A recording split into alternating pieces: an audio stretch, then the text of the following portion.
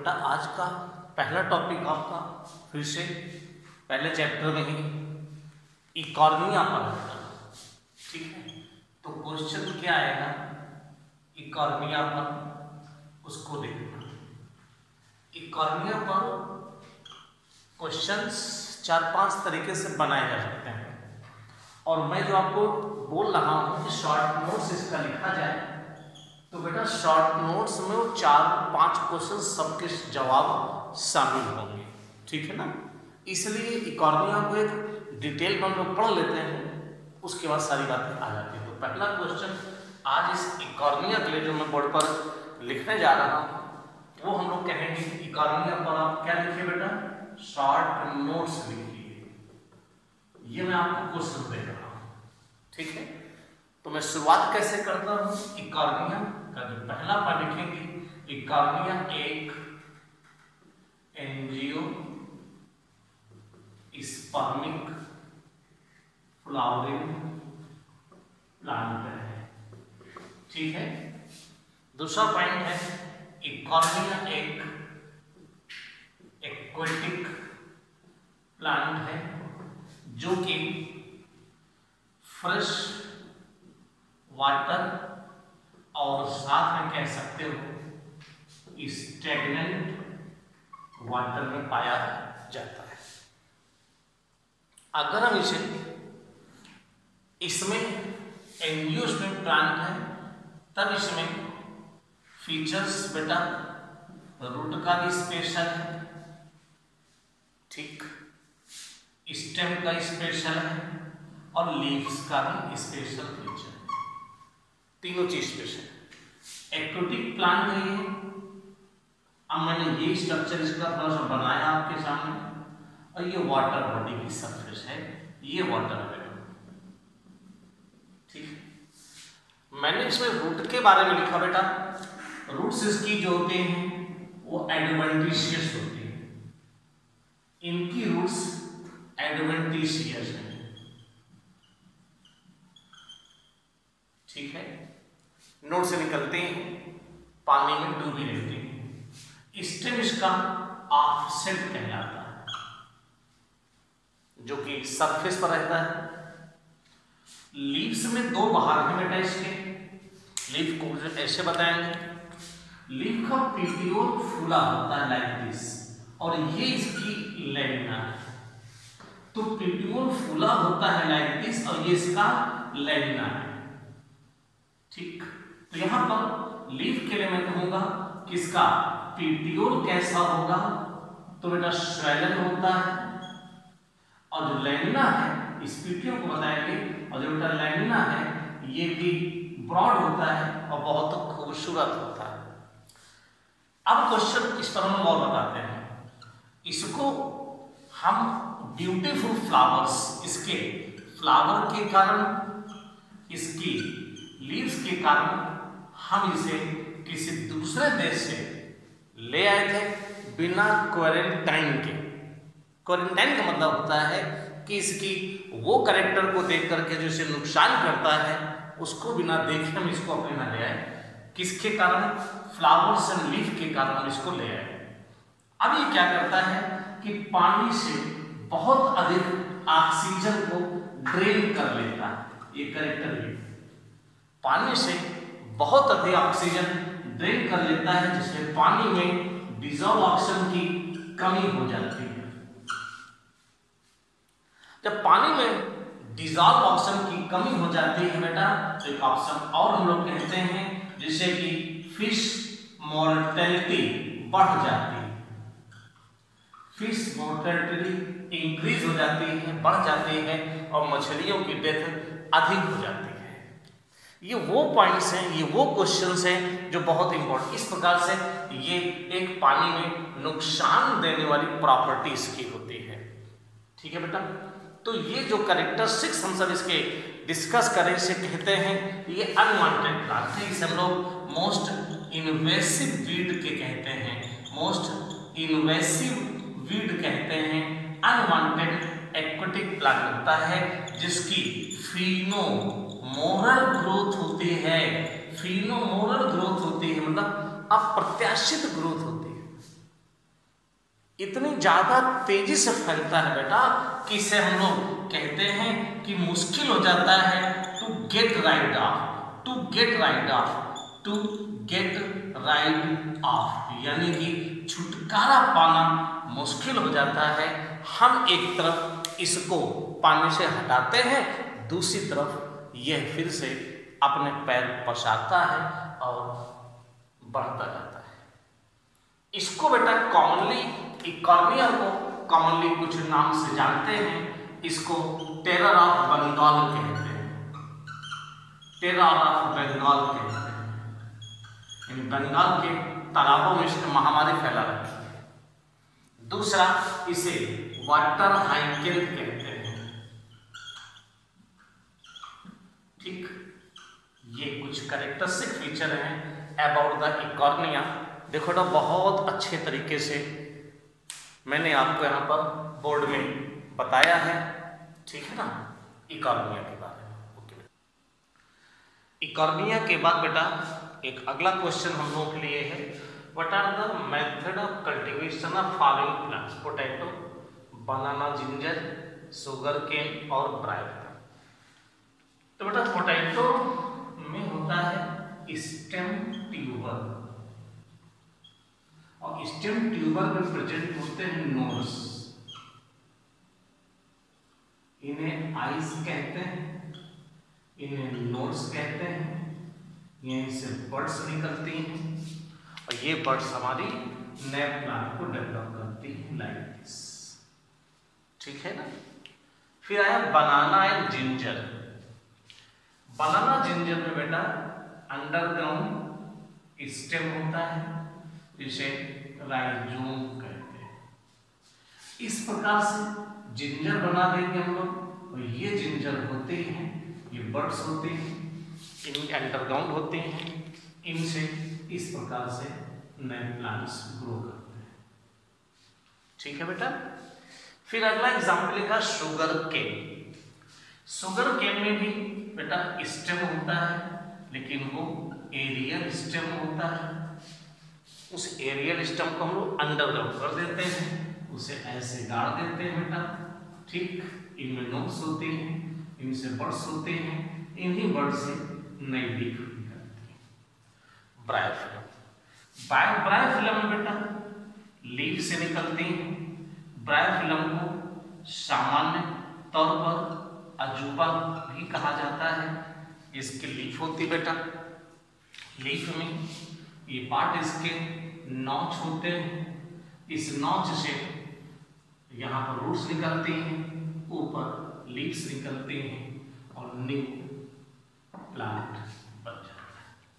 इस प्रकार से छोटा सा क्वेश्चन था बेटा, जिसके सारे आंसर्स पूरे हो गए, ठीक है। अब नेक्स्ट क्वेश्चन, ये क्वेश्चन बेटा मेरा है, why algae and fungi shift to sexual reproduction just before onset of adverse condition. विपरीत परिस्थितियों के आने से पहले एल्गी और फंजाई जैसे प्लांट ग्रुप अपने कॉमन मेथड ऑफ एसेक्सुअल और वेजिटेटिव रिप्रोडक्शन को छोड़ करके सेक्सुअल प्रोडक्शन में क्यों आ जाती हैं। तो एक ही इसका आंसर है बेटा, आंसर्स जो इसका मैं लिखूंगा, टू प्रोटेक्ट देयर लाइफ या to protect their genetic material in the nature. अब क्वेश्चन है ये कैसे, हाउ, कैसे। तो सेक्सुअल प्रोडक्शन का एक छोटा सा एग्जाम्पल मैं देने वाला हूं, कैसे। To form more resistant zygospore, या दूसरा नाम कहेंगे oospore,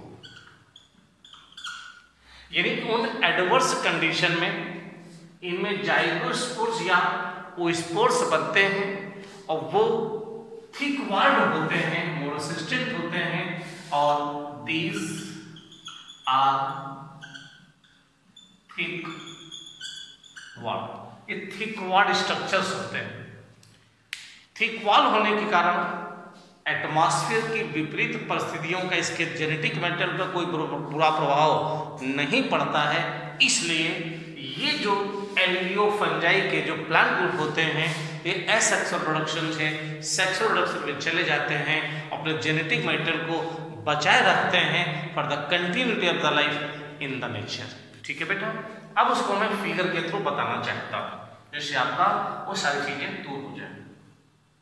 हमने एक प्लांट ले लिया, इस प्लांट का नाम है यूलोथ्रिक्स।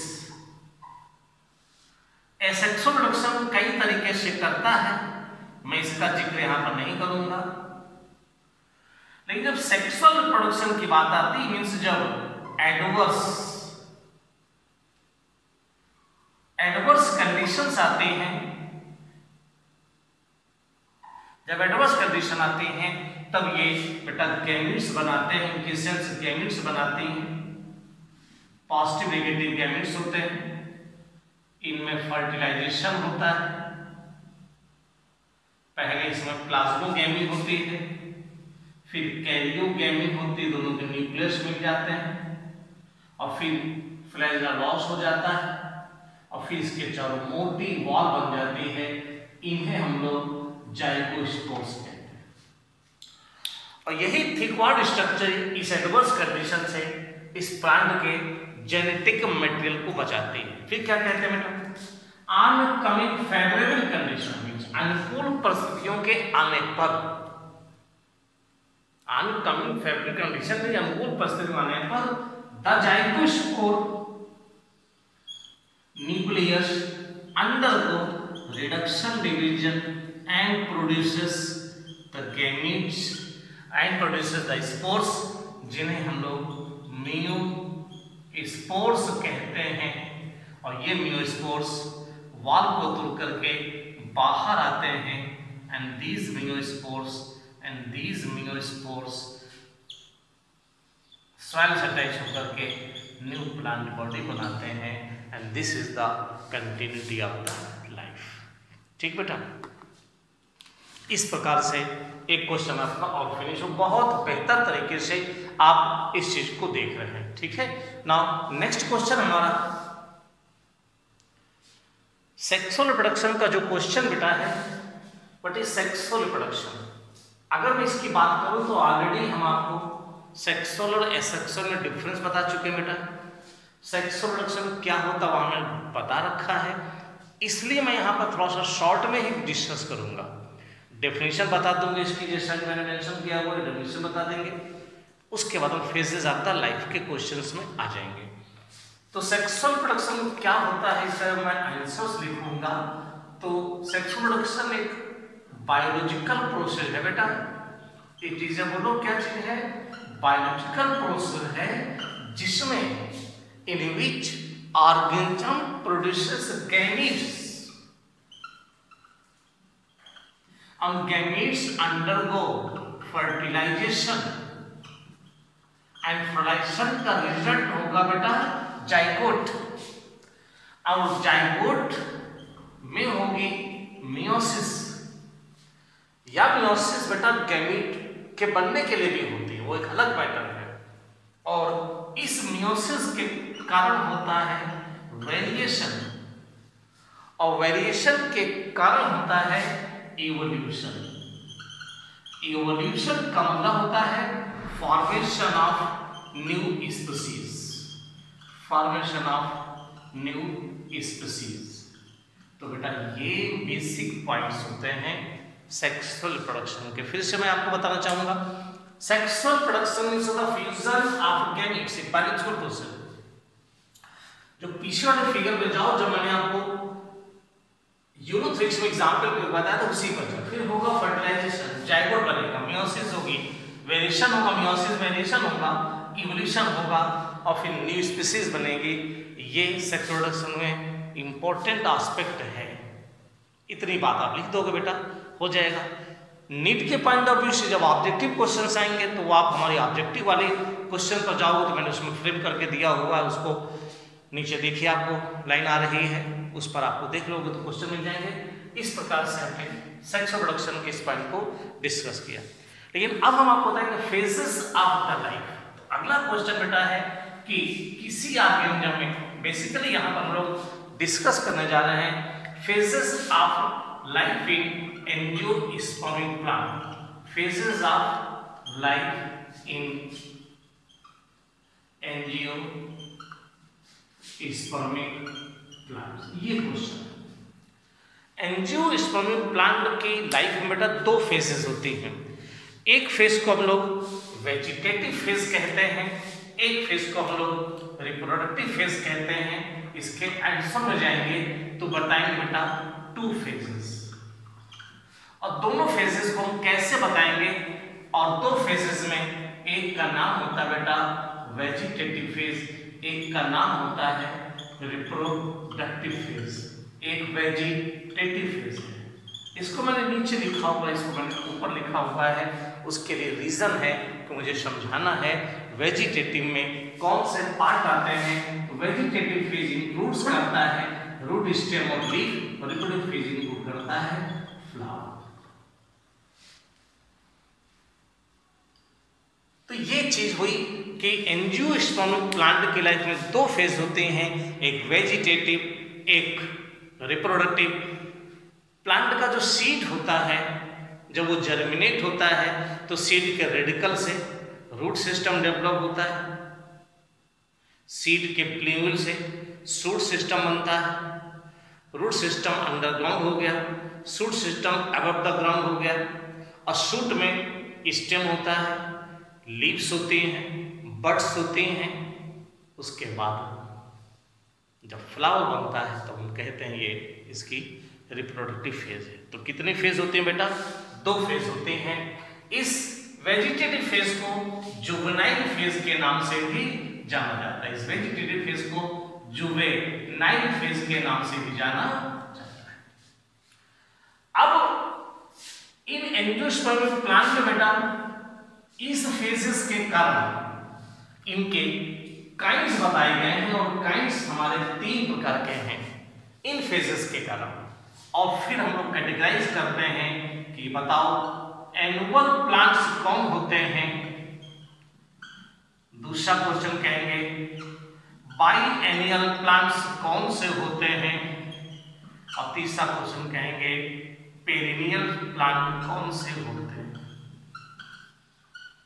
ठीक, एनुअल मीन्स होगा बेटा plant which completed their life cycle within 1 year. Biennial में plant completed their life cycle in 2 years. ध्यान यहाँ रखना है प्लांट के रिस्पेक्ट में, यहाँ 1 year means 1 season. Biennial means 2 year नहीं है, 2 season है। So that 24 मंथ कंसीडर नहीं करना है 2 साल में बाइनल के लिए, 2 सीजन लेना है। और 2 सीजन का मतलब वो 7 महीने हो सकते हैं, 8 महीने हो सकते हैं, 9 महीने हो सकते हैं। तो बेटा ये जो एनुअल प्लांट्स होते हैं ये पहले वेजिटेटिव फेज कंप्लीट करते हैं, और फिर उसमें फ्लावर बन जाता है तो उसकी रिप्रोडक्टिव फेज हो जाती है। जैसे आप व्हीट के प्लांट को कहेंगे, आप पैडी के प्लांट को आप कहोगे, तो ये प्लांट कैसे हैं हमारे एनुअल प्लांट्स। बाइनियल प्लांट्स बेटा वो होते हैं जो कि फर्स्ट ईयर यानी पहले सीजन में अपनी वेजिटेटिव लाइफ पूरी करते हैं, और दूसरे सेकेंड में सेकेंड ईयर का मतलब हो गया सेकेंड सीजन में अपनी रिप्रोडक्टिव लाइफ पूरी करते हैं। और इस प्रकार से ये बाइनोअल प्लांट होते हैं। तो बेटा हम इसमें एग्जाम्पल लेने जा रहे हैं अनियन, एग्जाम्पल लेने जा रहे हैं गार्लिक। अनियन गार्लिक के साथ साथ हम इसमें और भी एग्जाम्पल लिखेंगे कैरेट, हम इसमें टर्मरिक का नाम लिखेंगे। ये तमाम से ऐसे प्लांट होते हैं, हम बीटा वल्गेरिस का नाम लिखेंगे, या बीटा वल्गेरिस की चुकंदर की बात करते हैं। हम सारे प्लांट को ये मानते हैं कि इसका जो अंडरग्राउंड पार्ट होता है वो बचा रहता है और फिर वो रिप्रोडक्टिव फेज को पूरा करता है। तो बाइनोवल प्लांट्स होते हैं बेटा, अनियन, गार्लिक, कैरेट, टर्निप, ये सारे पॉइंट हमें बाइनोवल प्लांट्स होते हैं। पेरिनियल प्लांट्स कैसे होते हैं? तो पेरिनियल प्लांट में वेजिटेटिव लाइफ जो होती है वो टेक मेनी ईयर्स, कई वर्ष, जैसे आम का पेड़ है 4 वर्ष, 5 वर्ष, 6 वर्ष, 7 वर्ष, 8 वर्ष तक वेजिटेटिव लाइफ, और फिर एवरी ईयर, हर वर्ष इसमें रिप्रोडक्टिव फेज पूरी होती है। इसे हम लोग पेरिनियल प्लांट्स कहते हैं। ठीक है, तो इस प्रकार से इस प्लांट में होता क्या है, वेजिटेटिव ग्रोथ के बाद रिप्रोडक्टिव ग्रोथ में फ्लावर्स बनते हैं।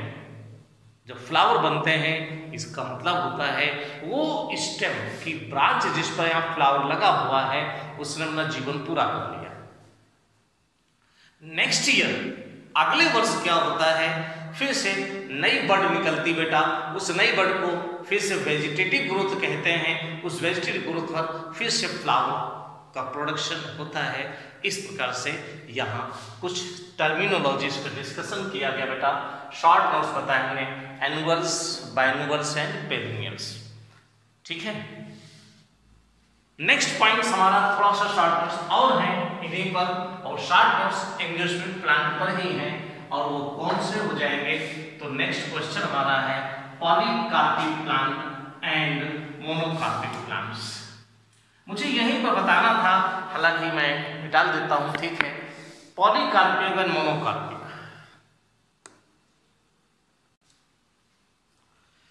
बेटा यहां 2 शॉर्ट नोट्स और हैं हमारे पास।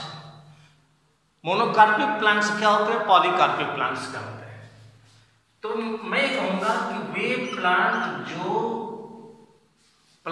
जो अपनी लाइफ में एक बार फ्लावरिंग करते हैं, only once in the life, monocarpic होते हैं। The plant which flowers once in their life. ये कौन से प्लांट होते हैं? ये सारे एनुअल प्लांट्स होते हैं, all annual plants and all biennial plants. All annuals and all biennial plants are monocarpic, लेकिन few perennial plant भी monocarpic, few perennial plant भी monocarpic हैं। उनमें एग्जाम्पल कौन सा लगाओगे? बैम्बू, अगेव, ये मोनोकार्पिक। फिर क्वेश्चन एक शॉर्ट नोट्स और बेटा, पॉलीकार्पिक क्या होते हैं? तो वे प्लांट जो फ्लावरिंग करते हैं, which flowerings many times in their life. तो ऐसे प्लांट जो अपने जीवन में कई बार फ्लावरिंग करते हैं वो पॉलीकार्पिक प्लांट कहलाते हैं। तो हम सकेंगे एग्जाम्पल क्या है? मोस्ट ऑफ पेरिनियल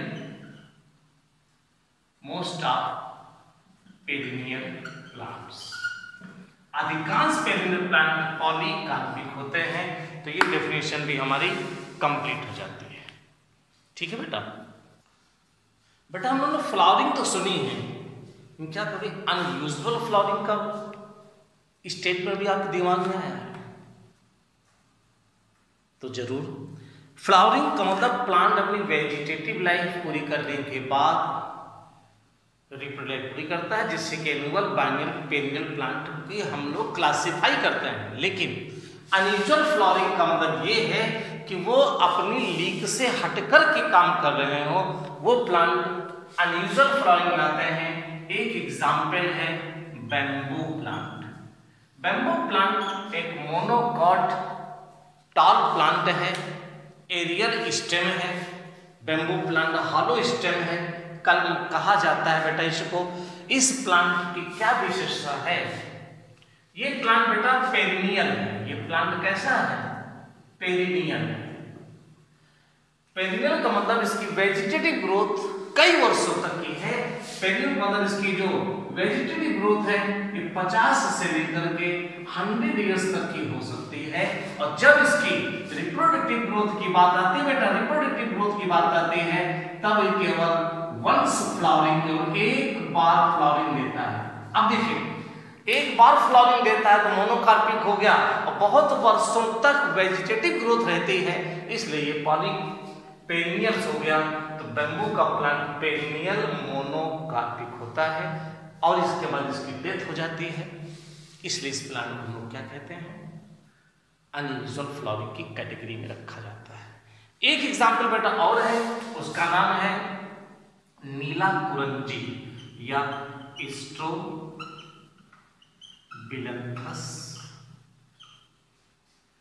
है ना, स्ट्रोबिलंथस कुंतियाना। यही से नीला कुरंजी कहते हैं। इसकी क्या विशेषता है बेटा, ये कर्नाटक तमिलनाडु है ना, कर्नाटक तमिलनाडु और केरल के एरिया में पाया जाता है। कहां पर ग्रो करता है, केरल में,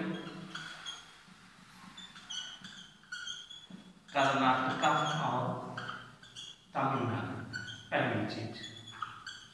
ठीक, कैसा प्लांट होता है, पेरिनियल।